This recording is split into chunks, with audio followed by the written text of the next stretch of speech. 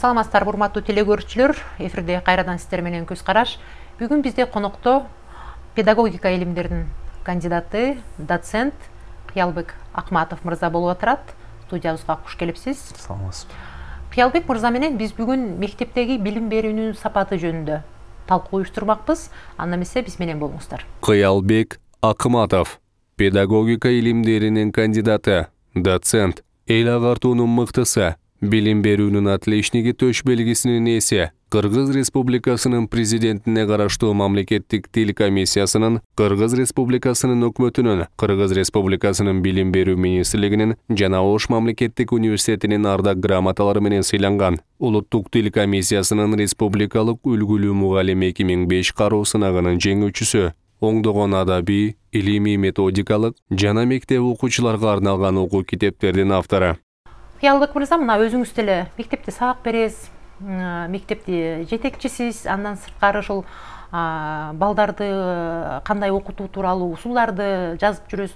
Келиңиз, бүгүнкү күндө биз мектепте билим берүүнүн сапатын канткенде оңдой алабыз. Бул эми ачуу чындык, сиз капа болбоңуз. Бүгүнкү күндө мектептеги билим берүүнүн сапаты өтө эле начарлап кетти. Билим берүү сапаты аябай азыр коомчулукту түйшөлдүрүп, кызуу талкуу жаратып жатпайбы акыркы мезгилдерде. Эми бул ар тараптуу караш керек да. Бул билим берүүнүн көз каранды бир гана мектепке, бир гана мугалимдерге, бир гана ата-энеге баягы милдеттендирилген эмес да. Бул жалпы буга бир мамлекет тарабынан дагы жакшы бир көзөмөл, шарт керек. Ошол мектеп жетекчилиги анан анда иштеген мектеп коллективине көбүрөөк дагы байланыштуу болот, эгер бир мектептин чегинде карай турган болсок. Баягы менчик мектептер жөнүндө сөз болуп атпайбы? Менчик мектеп аябай көбөйдү да. Мектептерде бири бири менен атаңдашат. Олимпиададан ийгилик жараттыбы, ЖРТдан ийгилик жараттыбы, анан кандай жетишкендиктери бар, бүт мектептердин баары бири-бирине салыштырат, анан жакшы мугалим издешет, рейтинг чыгарат. Анан жеке менчиктер аябай көбөйдү, бирок мен айрым эми жеке менчиктерди билем, мындай бизнес катары эле, акча табуу катары. Мамлекеттик мектептерде бир мындай нерсе бар да, талап бар да, окуучуңдун билим сапаты канчалык деңгээлде. Анан олимпиададан алдыңбы, албадыңбы, ЖРТдан канча балл алдың деп мектептердин рейтингин коюп атпайбы мамлекеттик. Ал эми жеке менчик мектептерде андай нерсе жок да. Алар олимпиададан албаса да эч ким көзөмөлдөбөйт, ЖРТдан алса да эч ким көзөмөлдөбөйт, окубаса деле көзөмөлдөбөйт. Эми ошол баягы баланы саартан кечке карап берип, анан ата-эненин акчасын баягы алып, баягы бизнес жолго бир бизнес ачып билим берүүдө ошол тармакта кетип аткандай эле туюла берет да.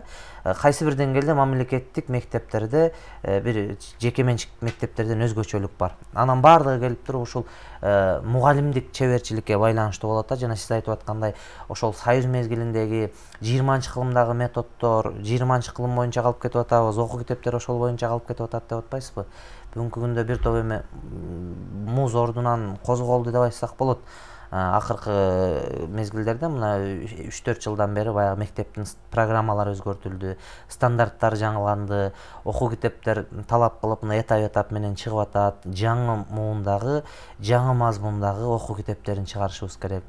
Балдарыбыз бир аз бизден алдыда кетип калды, мугалимден керек болсо алдыда деген өңүттө мындай мугалимдерди өзгөрткөнгө мындай түрткү башталды да. Азыр эми айылдык мектептерде билим берүүнүн сапаты менен шаардагы мектептердин айырмасы өтө бир мындай ортодо бир чоң ажырым болуп калды да. Бул эмнеден улам ушундай абал түзүлүп атат? Эми мындай болуп калды да, азыр биз баардыгын өлчөп атпайбыз. Жанагы азыр мына быйылкы жыл санариптештирүү деп атабыз, мектептерди жаңы технологиялар менен жабдуу, интернет, автоматташтыруу деп атабыз. Анан окуу китептери деп электрондук окуу китептер, электрондук окуулар, ар түрдүү сайттар, мисалы Айбилим, Кут билим деген сайттар бар да. Буларда бүтүндөй сабактарга тиешелүү видеолорду, слайдтарды баардыгын ошого киргизип койду да. Ал эми бул деген шаарда мүмкүнчүлүк кеңири да. Мисалы окуу китептерин, адабий китептерди алганда деле шаарда мүмкүнчүлүк кенен да. Ал эми айылда, кээ бир айылда интернет тартпаган айылдар бар. ана мүмкүнчүлүк шарты жок ошол нерсени мисалы ютубка китеп электрондук китептерди ачыш үчүн компьютерде интернеттин кубаты жакшы болуш керек. Анан аны атайын көчүрүп алыш керек да, аны принтерге чыгарып алыш керек, атайын бир каражатка жүктөп алыш керек. Ал мүмкүнчүлүктөр айылдын мектептеринде анчалык эмес да. Эми азыр бир аз оңолуп калды дейли, бирок дагы деле ал жетишпейт. Ошон үчүн анан кийин шаардын мугалимдеринде дагы мүмкүнчүлүк кеңири, сабакка даярданганга, сабакка керектүү каражаттарды таап алганга, бири-бири менен байланышканга, тажрыйба алмашканга, ошон үчүн шаарга көбүрөөк ата-энелер балдарын ташыганга аракет жасашат да. Мисалы Ош шаарынын аймагында Кара Суу району бар да, Кара Суу районунда айылда жашаган эле ата-энелер балдарын күндө кайылда мектепке шаарга алып келип, кайра алып кетип, себеби айылдын билим берүүсүнө анчалык канааттанбай атат да. Мурункудай анчалык талап жок. Мурун сиз айылда окуп мен деле Союз мезгилинен калган акыркы бир мындай байкап калдык да.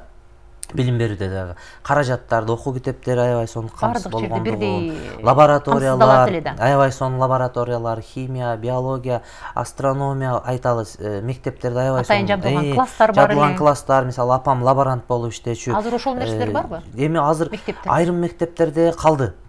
Бар, сакталып калды. Эми айрым мектептерде баягы анын кадыр баркына жетпеген үчүн баягы жок болуп таланып кетти да ошол нерсе делечи. Азыр алар жок, лабораториялар дээрлик талкаланып бүттү, эскилиги жетти мектептер. Анан ошон үчүн баягы айылда азыр эч нерсеси жок, куржалак калды да мектептерде. 4 дубал бар, эскилиги жеткен мектеп бар, анан эскирген китептер бар. Анан эми интернеттештирип дагы бир электрондоштуруу жүрүп атат буюрса. Ошон үчүн дагы бир аз айыл менен шаардын билим берүүсүндө мындай айырмачылык бир аз эмес эле аябай эле болуп калат. Айырмачылык болуп аткандай да. Эми ошону министрлик кандайдыр бир деңгээлде ошол тең салмакташтырган аракет кылып атабы? Кантсе дагы ошол айылдык мектептерде, ошол жерде билим алып аткан жаш жеткинчектерге шарт түзүлүш керек да мектептерде. Эми баягы билим берүү министрлиги көпчүлүк эле мектептер 2000ден ашык мектеп бар да. Бардыгы көпчүлүк айыл жерлеринде да. Булар айыл мектептерине мисалы бир 600 канча мектепке былтыр интернет туташтырды. Анан ошол деле болсо бир аз баягы камкордук болуш керек. Анан айыл мектептери үчүн атайын проекттер иштеген. Айыл мектеби деген атайын каражаттарды, китептерди китепкана фондуна алып барып берип жеткирилип атат. Эми бул ошол билим берүү министрлигинин кадамы болсо керек. Анан эми бирок бул министрликте анан мамлекетти карап эле отура берген болбойт да. Ошол мектептеги мугалимдердин, кесиптештеримдин, анан жетекчилердин, мектеп жетекчилигинде аракети болуш керек да. Негизи азыркы учурда, азыркы шарттарда, рынок экономикасынын шартында ар бир мектеп жетекчилиги өзүнчө эле менеджер болуш керек болуп атат да. Биз мисалы чет жака чыгып, башка мамлекеттерде дагы мектептерди кыдырып калабыз да, анан байкап калабыз ал жерлерден класстардын жабдылышы жакшы, балдарга окуу шарттары жакшы, интерактивдик методдорду ар бир эле эмелерде, усулдук каналарда колдонушат да. Ал жакта дегендай меценаттар көп колдошот экен да. Билим берүү жаатын, ошол жерде мектептерге аябай жакшы колдоо көрсөтүшөт экен да. Бизде Кыргызстанда ушул маданият барбы? Меценаттар биздин мектептерге колдоо көрсөтүшөбү? Эми меценаттар дегенде бар, эми аз да айрымдары. Анан алар дагы баягы өзүн пиар кылуучу, анан өзү пайда табуучу жактарга көбүрөөк ыктап кетишет. Кээде саясий упай топтоо үчүн да ошол нерсеге барышат. Бирок айрым учурда тынымсыз мектеп менен байланышып турган меценаттар деле бар. Эми аз да. Бул эми баягы санай келсек аз эле чыгат. Мугалимге шарт керек. Мисалы кече бир казак кесиптешим айтып атпайбы, ушундай бир чет өлкөлүк бирөөнүн китебинде бар экен да. Мугалимдердин курсагын тойгузбасаң, ал окуучуларды жеп баштайт деген сөзү бар экен да. Курсагын тойгузбасаң деп. Ал деген эмне? Мугалимдин курсагы эмнеге тоет? Мугалимдин кийими бүтүн, айлыгы жогору, күнүмдүк пайдаланып жаткан, сабакта пайдалана турган көрсөтмө куралы, канцелярлык буюмдары, компьютери, башкасы баардыгын берип жабдып койсок, демек мугалимдин курсагы ток да. Ошондо ток болот. Анан кече бир кесиптешим түз эфирде айтып атат. Демек мугалимге жакшы сөз.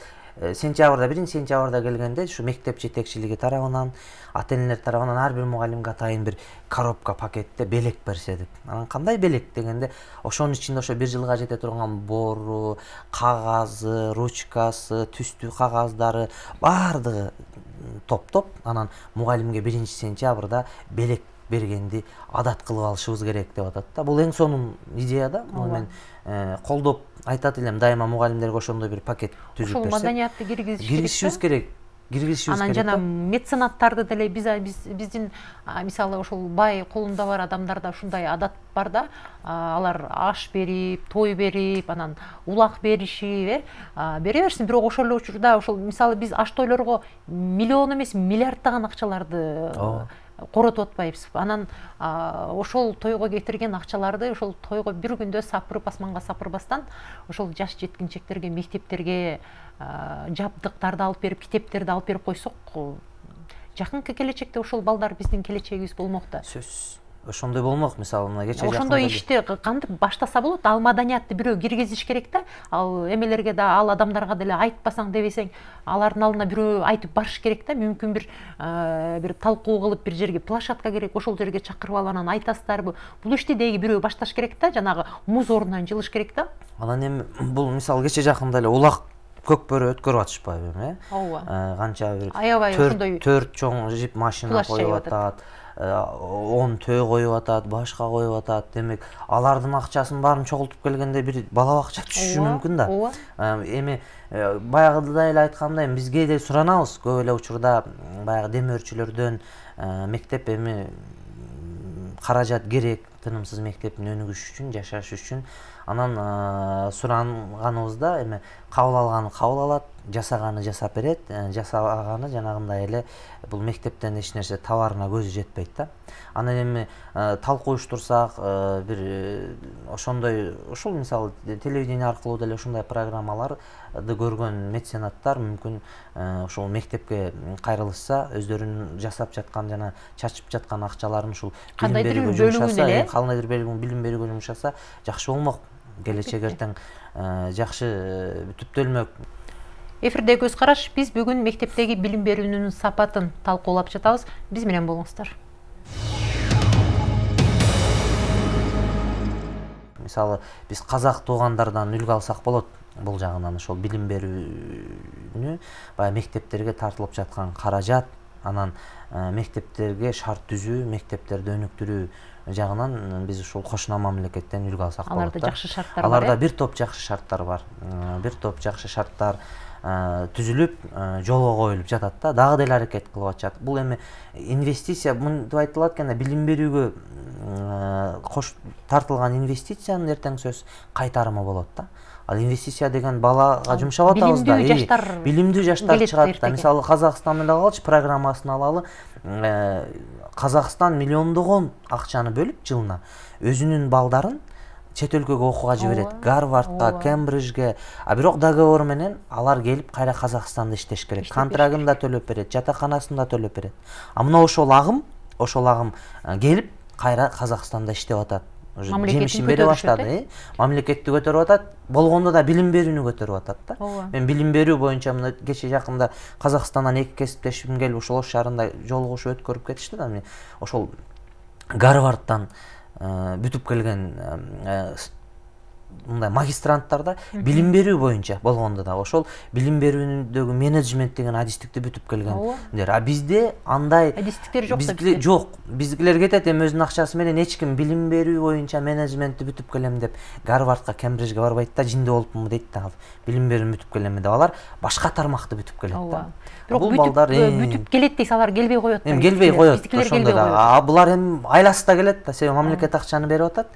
Кайра келип ал бала мекенге кызмат кылып атат. Ошол жакында эле ошол Америкадан кайтып келатып, биз Европадан, Франкфурттан Алматыга учуп калдык да.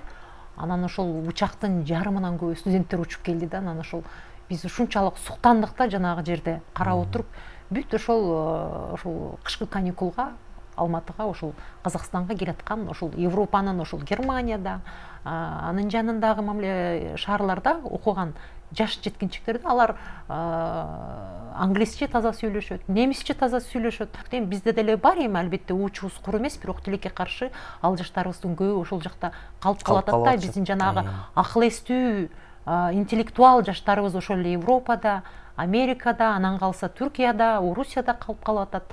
Анан ошентип отурсак биз интеллектуал жаштарыбызды ошол өнүккөн мамлекеттерге алдырбай отура берсек, анан качан биз өнүгөбүз?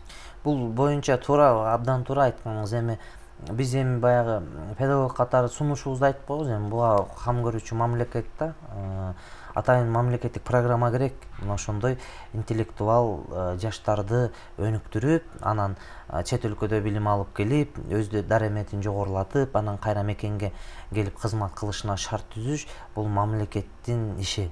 Бир учур башталган, бир 21-кылымдын кадрлары деген, бирок кичине башталып баягы андан ары жашабай калды да, жок болду ал программа. Анан жанагы жалаң эле чоңдордун, жалаң эле жетекчилердин балдары барып калып, анан алар келбей коюу, анан ошондон репутация дагы жакшы болбой калып, колдоого алынбай калды окшойт. Андай кылбаш керек. Эгер программа кабыл алынган болсо, мына ошол уялбай эле баягы өзгөдөн жакшы жагын үйрөнүш керек да. Ошол коңшулаш мамлекеттерден атайын тажрыйбасын үйрөнүп, бул ачык айкындуулук, баягы чыныгы интеллектуал, чыныгы билимдүү, ал колунда жок адамдын баласыбы же бир байдын баласыбы, но интеллектуалдык деңгээли жогору билимдүү болуш керек. Билимине карашыбыз керек. Механизмдерин иштеп чыкса болот эми. Бир убакыт болбодубу, Кыялбек мырза ошол таланты болсо деле, билими жакшы болсо деле, акчасы жок болсо окубай калып кеткен көп жаштар болду да бир учурда.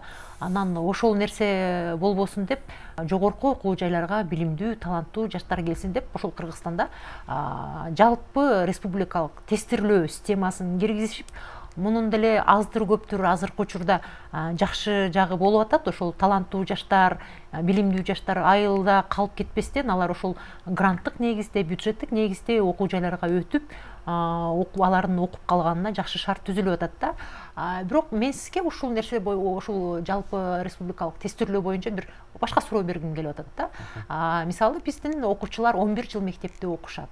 Мектептик программаны окушат. Анан 11-класста, 10-класста келип, анан ошол республикалык ошол тестке атайын кайра даярданып, кайра курска барып, кайрадан даярданып атат да. Мындай өзүнчө бир акылга сыйбас иш болуп атат да. 11 жыл окуган баланын билими ошол тестти тапшырганы, тесттен өткөнү даремети жетпейби? Бизде бул көйгөй, ушул республикалык тестирлөө, жалпы тестирлөө башталгандан бери эле көйгөй. Себеби бизде өтө баягы мектепте артык баш сабактар көп деп келбедикпи? Бала баягы турмуштук билимди албай эле, эртең турмушта өзүнө керектүү пайдалана ала турган. Биз балдарды ар түрдүү информациялар менен эле баланын мээсин толтуруп келгенбиз да. Анан бала баягы болгон нерсени ала берди да, жөндөм калбай калып кетти. Анан бала анализдей албай калды, синтездей албай калды. Ошон үчүн баягы биздин балдар эл аралык деңгээлге чыга албай калат. Ошон үчүн баягы ОРТга келгенде дагы ошол негизги ОРТга керектүү билимди биз мектепте бербей калдык да. Мектепте бербей калдык. Анткени программабыз менен, окутуп жаткан программабыз менен. Бул жалпы окуучунун билимин текшерип аткан, өлчөп аткан ОРТнын материалдары дал келбей калды да. Булар кайсы бир деңгээлде бул чет өлкөнүн тажрыйбасын алып келди да, ошолордун системасын алып келди. Ошолорду баланын билимин, эл аралык стандарт боюнча баланын билимин кантип өлчөйбүз, ошону алып келди да. Биз эл аралык стандартка жооп бериш үчүн биринчи мектептерибиздеги мугалимдерди ошол деңгээлге ылайык кылып даярдашыбыз керек болчу да. Атайын ОРТга даярдай турган мугалимдер өзүнчө тобу түзүлүп, алар өзүнүн билимин өркүндөтүп, бизнес жасап, аны неме кылыш керек? Коом талап кылып атат, аларга деле рахмат. Эми баягы балдарды даярдап берип атат, ата-энесинин акчасын алып. Бирок мамлекеттик деңгээлде бул мектеп мугалимин мектепти даярдай башташ керек болчу да. Бул стандартты ошо мектепти даярдабай эле биз ОРТны алып келип койпуз да, ОРТны ооба мектеп даяр болгучу эле ОРТны алып келип койдук да. Мектептеги мугалимдерибиз дагы даяр эмес болуп калды. Даяр эмес демек мектеп даяр болбойт деген бул мугалим даяр эмес да. Мисалы анда математика бар, негизги тесттен, анан кыргыз тилдин грамматикасы, анан окуп түшүнүү деген бар да, текст менен иштөө деген. Биз аны бербейт болчубуз да. Бардыгы ой жүгүртүү, логикага байланыштуу болуп атпайбы баланын. Биз андай бербей эле баягы фактологиялык суроолорду, фактологиялык билимди берип келгенбиз да. Биз ошол кереги жок эле предметтерди толтуруп алып, анан ошол эле учурда жана орусчалап айтканда жизненный важный навык деп коет да. Мисалы ошол эле батышта, ошол эле Америкада, Орусияда деле кирип атат, жизненный важный навыктарды бере турган предметтер жок. Ал предметтердин бардыгынан турмуштук көнүмдөрдү алса болот. Бирок анын стандарты, предметтин мазмуну, программасы, окуу китеби ага багытталган эмес да. Ал ошол эски боюнча калып кеткен. Эски доорду мен ошончо жана кайрадан айтып атпаймынбы? Ошол билим берүү кайра эле арабанын артында келатат, араба алдыга кетип калды, балдарыбыз алдыга кетип калды, билим берүү системабыз калып кетти, мугалимдерибиз калып кетти, балдарыбыз алдыда кетип атат. Алдыда кетип атат. Мисалы ошол эле Америка, ошол эле башка Франция дейличи, алар да жерде математика, физика окубайт, тески окуйт. Бирок алар ошол сиз айтып аткан баягы турмуштук көнүм да, болгон баягы турмушка керектүү нерсени берип атат да, предметти берет. Биз антпай атабыз да, биз ошол советтен калган эле билимди улантып келатабыз. Бардыгын муну физик бул математик болот. Австралиядагы бир уунун тарыхынан бери окутабыз да. Ошентип келдик да. Ошон үчүн алдыга кетип калып атат да. Мисалы мен кыргыз тилчи боло белем деп бала жини келиши мүмкүн эле да. Мисалы мен математиканы жаман көрчүм, мен математик боло белем депчи мектепте. Ошол сыяктуу баягы балага керектүү турмушунда пайдалана ала турган билимди берсек, азыр стандарттары буюрса өзгөрүп атат, баягы компетенттүүлүк деген. Баланы компетенттүүлүккө негиздеп окутушубуз керек. Бала ошол компетенттүү билим беришибиз керек деген бир маселелер козголуп, азыр стандарттар жаңыланып атат. Буюрса бул эми ишке ашат, бирок эми акырындап баратат да. Келечекте буюрса, келечекте ишке аша баштады десек болот. Мисалы азыр 5-6 класстардын окуу китептери толук жаңыланды да, жаңыланып. Ошол эле китептерде кайра эле көп каталарды таап атышпайбы? Көпкөгөн мүчүлүштүктөрдү таап атат. Ал эми бул каталарды эми бул жөнүндө аябай эле соц тармактарда да көп талкуулап атпайбы? Эми ар түрдүү ката да. Бул бирөө техникалык ката, бирөө анан баягы ички мазмундук ката, грамматикалык каталар, бирок эми канткен менен өзүбүздүн Кыргызстандын бир өзүнүн продукциясы болуш керек да. Баягы көчтөр эле баягы түзөлбөйт да, бара-бара түзөлөт. Акырын ушул ката менен чыкса, мисалы азыр талкуулап атат. Жүрө каталарды оңдолот, мына быйыл оңдолот, кийинки жылы оңдолот дагы. Акырында биздин өзүбүздүн билим берүү системабыз калыптанат да. Ошон үчүн эми ал сынды деле туура кабыл алышыбыз керек, бирок мүмкүнчүлүк да беришибиз керек да. Ал эмнеден чыгып атат? Мисалы Россиянын китептерин алып келип адаптациялашыбыз керек деп атпайбы? Эми Россиянын китептерин, Россиянын физикасын адаптациялабай эле биздин авторлор физика китебин жаратканга кудурети жетет да. Бирок мен ошол эле китептерди барактап көрдүм да, биздин балдардын жаш өзгөчөлүгүнө ылайыкташпаган китептер болуп калыптыр да. Мен эсимде, кызым 1-класста окуп атканда 4 муун бир сөз, 4 муундан турган сөздү алар эми алфавитти үйрөнүп, эми арип таанып, эми муундап, 2 тамга 3 тамганы кошуп үйрөнүп атышат, а китебинде 4 муундан турган сөздү окутуп атышат. 1-класста 1-чейрегинде мен ошондо төбө чачым тик турганда. Бул эми кыргыз авторлорунун китеби. Башталгыч класста стандарт даярдалган, бирок окуу китептери стандарттын негизинде жарыкка чыкпаган да. Бул азыр жогорку класстар 5тен баштап 9-класска чейин стандарт даяр болуп, азыр 5-6 окуу китептери жазылды. Эми башталгыч класска кайра кайтышат. 5 жыл болду да. Ошондо булардын баардыгы оңдолот болуш керек. Андай мүчүлүштүктөр бар. Бул эми авторлордун деңгээлине, жана анан авторлорду ачык конкурстар болот, авторлорду тандап атканда, демек практик мугалимдерди, анан аябай талкуудан, апробациядан жакшы өткөн окуу китептерин тандасак жакшы болот да. Бирок кемчилик сөзсүз байкалат. Эми бара-бара түзөлөт да. Кыялбек мырза, убакыттын кантип өткөнүн деле билбей калдык. Деги эле бул жаатта көйгөйлөр аябай көп. Мен ойлойм дагы бир жолу чогулуп бул жааттагы маселелерди кайра эле талкууга алабыз. Урматтуу телекөрүүчүлөр, биз ушуну менен бүгүнкү берүүбүздү аяктадык. Саламатта туруңуздар.